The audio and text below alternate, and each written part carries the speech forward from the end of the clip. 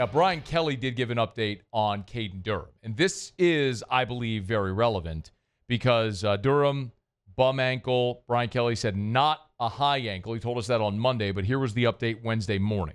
I think we're going to list him as questionable today, and then we'll see how he progresses through practice, every day. So it could go from questionable to out or questionable to probable, depending on how he moves through the remainder of practices. And we won't make those assessments until we see the full body of work during practice. Considering Braylon Moore played with a high ankle sprain and has played 2 games with a high ankle sprain, and one of them was against an FCS opponent, my guess is they're going to do their best to get Caden Durham out there to play this weekend against Ole Miss. And I know there's a contingent of the LSU fan base that is sort of bemoaning Caden Durham. I see you on my text line and my Twitter, and I don't know that that's representative of the entire fan base, but there is a portion of the fan base that is not pleased with the start of the season.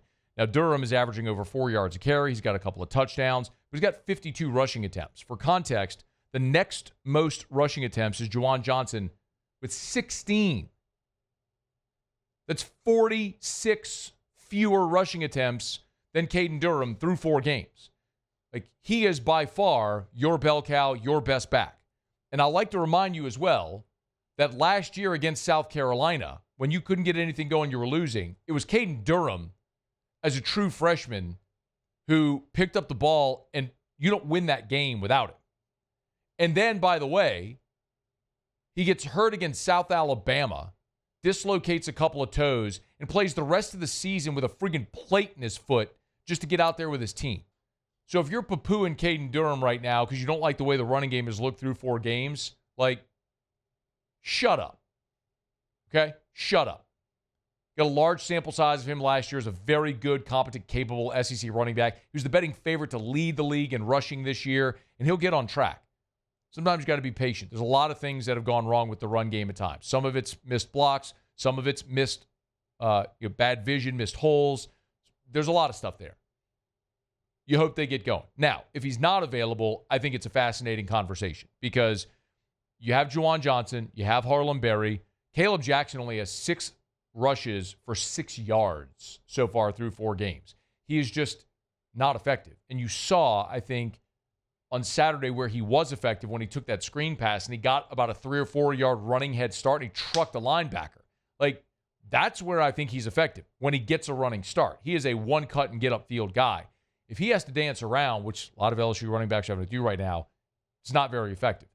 Zavion Thomas has 10 rushing attempts on the season, so it may very well be, if Durham can't go as limited, a by-committee approach, but you better believe I would much rather have the guy that has legit SEC experience, road game in the SEC, who's been in those spots and come up with big plays for you. I'd rather have that guy than not have him. So we'll follow and see how it goes with Caden Durham.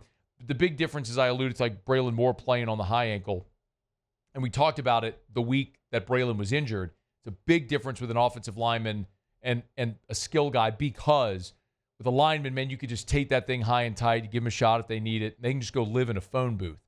The problem when you're talking about backs, receivers, cornerbacks, is the stopping, the starting, the cutting. The best example I can give, and I gave it, all that week with Braylon Moore, was Fournette in 2016. He hurt the ankle in fall camp.